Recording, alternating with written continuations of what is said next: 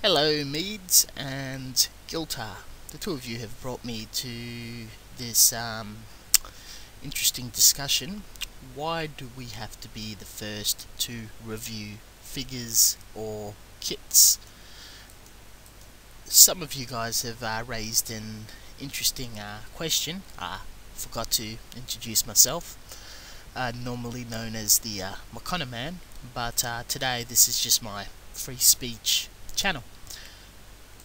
I think some of us who have big channels forget when you're a very new young channel, getting attention and getting the initial first few people viewing, subscribing and building your audience can be very difficult when there's a lot of folk out there doing the same thing and some even doing a better job. I sometimes find, not always, but from time to time, being the first to review something, even if it isn't 100% quality, can get that initial attention. But if you get the quality and be the first to review at the same time, that can really take you places. I will admit, there's a few times I've seen a product in a hobby magazine and I thought to myself, I want to be the first to do that and do that properly. 90% of the time it's been a hobby product.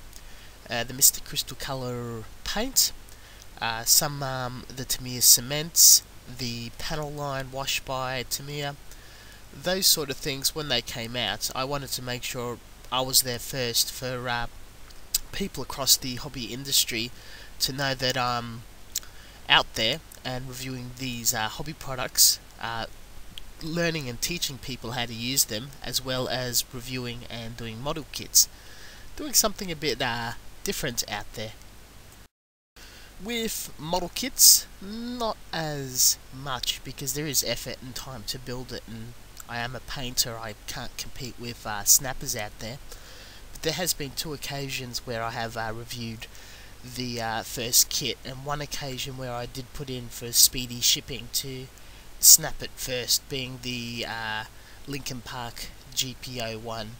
Nonetheless, a lot of these efforts, just only on the rare side, was worth it and did contribute to the general size and traffic flow I get as some sort of advertisement revenue without paying, let's say, Google to market the videos out there.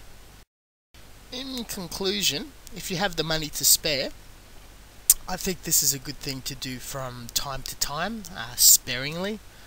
Too often you're not giving other people quite the chance, and it does get a bit too competitive.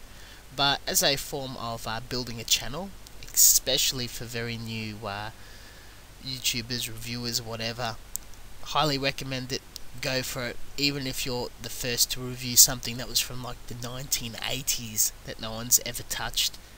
That can also be a good thing, as I've accidentally done that a few times, not knowing no one else has ever done it before, and you've just pretty much expanding the catalogue of the community.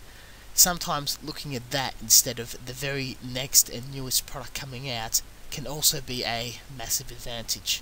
Thank you, and peace the fuck out.